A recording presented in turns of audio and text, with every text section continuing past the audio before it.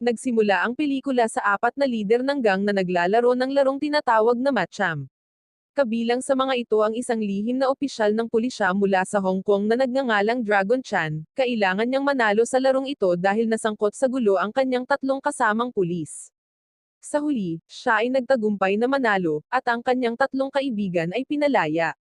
Gayunpaman, gusto ng lider ng gang na manatili siya, at hinamon ng lider ng gang si Chan sa isang one-on-one na laban.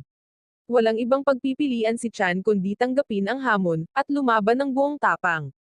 Kahit na nahihirapan si Chan sa laban, sa huli ay nagawa niyang manalo. Kapag nakita ng ibang mga lider ng gang na natatalo ang kanilang kaibigan, lahat sila ay nagtutulungan para salakayin siya. Gayunpaman, nakatakas siya sa pamamagitan ng pagtalon sa labas ng bintana. Nang nasa labas na siya, nakipagkita siya sa kanyang boss sa pulisya, na si Captain Chung, at humingi ng tulong upang dalhin ang kanyang mga nasugatang kaibigan sa ospital pagkatapos silang bugbugin ng mga gangster. Palihim na nagkikita sina Chan at Captain Chung para pag-usapan ang kanilang misyon na hulihin ang mga gangster na nanggugulo.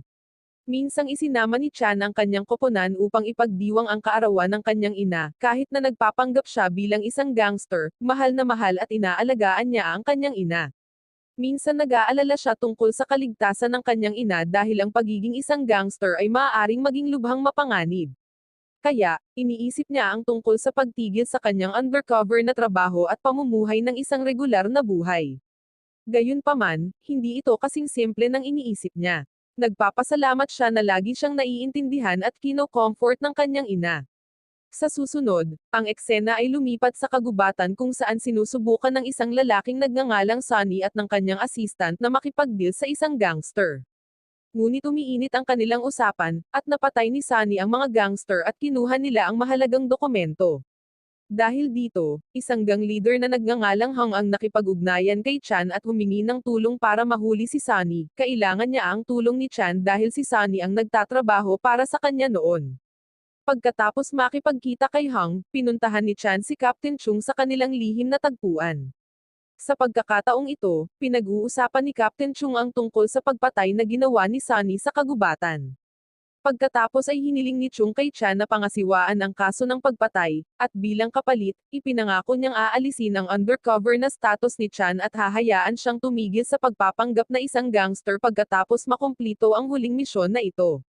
Dahil natanggap ni Chan ang parehong kahilingan mula kay Hang at Captain Chung na hulihin si Sonny, pumayag siyang gawin ang misyon.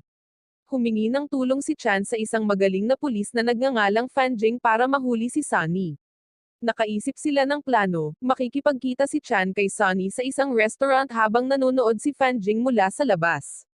Maya-maya, dumating si Sonny at ang kanyang gang sa restaurant. Mukhang masaya si Sonny na makita si Chan at ipinakilala siya bilang kanyang partner. Habang nag-uusap sila, naisip ni Sonny na ipinadala ni Hang si Chan para arestuhin siya. Biglang binaril ng isang misteryosong tao ang isa sa mga tauhan ni Sonny mula sa malayo. Sa tingin ni Sonny ay tama ang kanyang palagay, na sina Chan at Hang ang nagplano nito para arestuhin siya. Kaya, sinabi ni Sonny sa kanyang gang na salakayin si Chan. Kahit na sinubukan ng mga tauhan ni Sonny na talunin si Chan, ngunit nagawa pa rin niyang makatakas. Gayunpaman, si Sonny ay may higit pang mga gang na naghihintay sa labas na nahuli si Chan. Kapag nanganganib na ang sitwasyon para kay Chan, dumating si Fan Jing at ang kanyang backup para tumulong. Inaresto nila si Sonny at ang lahat ng kanyang mga tauhan, dinala sila sa istasyon ng pulisya. Sa istasyon ng pulisya, dumaan si Sonny sa isang investigasyon sa isang hiwalay na silid. Tinanong siya ni Fan Jing tungkol sa pagpatay na ginawa niya sa kagubatan, ngunit iniiwasan ni Sonny ang mga tanong. Sa kalaunan, naalis na siya sa lahat ng mga kaso dahil walang sapat na ebidensya para makulong siya. Kinabukasan, nagkaroon ng malaking pagtatalo sina Chan at Fan Jing, dahil sa tingin ni Chan ang pamamaril kagabi ay ginawa ng mga pulis. Upang gawing maikli, pagkatapos ng pag-aaway nila, inanyayahan ni Hang sina Chan at Sonny sa kanyang lugar upang linawin ang hindi nila pagkakaunawaan. Ipinaliwanag ni Hang na ang misteryosong lalaking pumatay sa isa sa mga tauhan ni Sonny ay hindi niya iyon utos. Pagkatapos ng ilang paghuhukay, nalaman nila ang pangalan ng lalaki, na si Blade. Pagkatapos ay sinabi ni Hang kay Chan kung saan hahanapin si Blade at hiniling sa kanya na lutesin ang problema. Gayunpaman, nang umalis sina Chan at Sunny, napag-alaman na si Hong ay lihim na nakipagsabwatan kay Blade upang magkagulo sina Chan at Sunny laban sa isa't isa at patayin silang dalawa. Matapos malaman ni Chan kung nasaan si Blade, sinabihan niya si Fan Jing na huwag masyadong kumilos dahil pakiramdam niya ay isa itong bitag. Ngunit hindi nakinig si Fan Jing, sabik na arestuhin si Sunny at lahat ng kasabwat sa pagpatay. Samantala, inaasahan ni Blade ang pag-atake at nagtago siya sa ibang silid.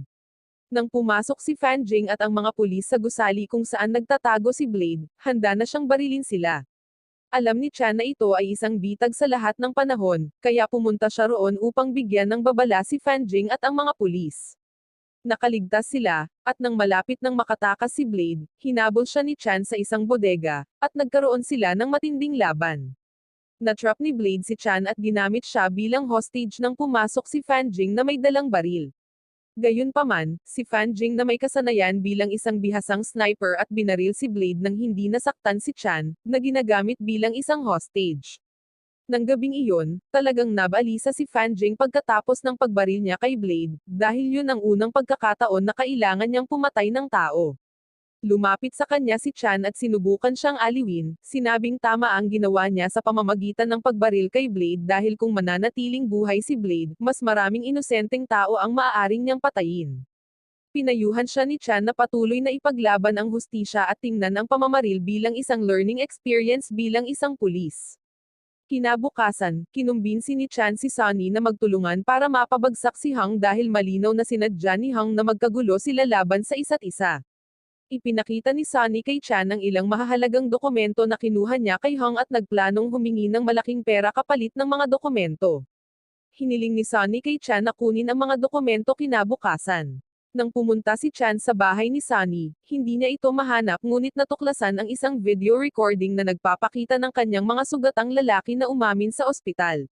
Sa video, inamin ng mga miyembro ng koponan ni Chan na narinig nila ang pag-uusap ni na Chan at Captain Chun, na isiniwalat na si Chan ay isang pulis ng Hong Kong.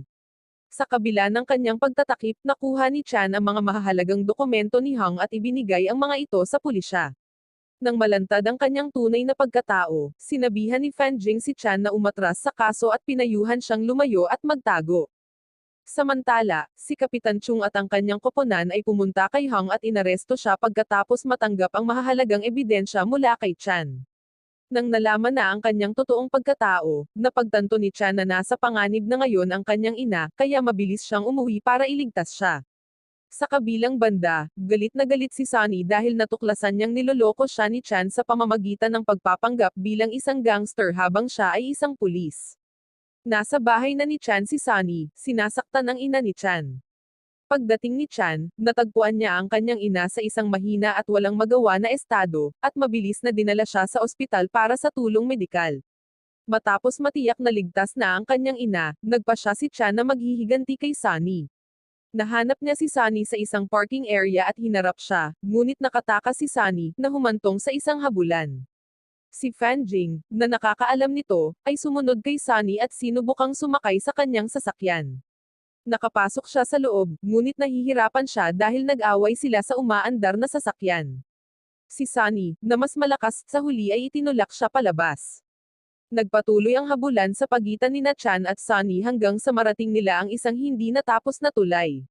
Nawalan ng kontrol si Sunny sa kotse, at nahulog ito mula sa itaas ng tulay, ngunit nakakagulat, nakaligtas siya. Nang lumabas si Chan sa kotse upang tingnan, inatake siya ni Sunny, na humantong sa isang matinding away. Pagkatapos ng mahaba at mahirap na labanan, nagawa ni Chan na talunin si Sunny nang dumating si Fan Jin at ang mga pulis para arestuhin siya.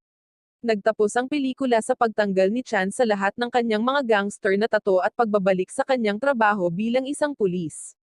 Ngayon, maaari na siyang bumalik sa pagiging pulis nang hindi nagtatago at mamuhay ng matiwasay kasama ang kanyang ina. Wow naman! Doon nagtatapos ang pelikula mga idolo, salamat sa inyong panonood.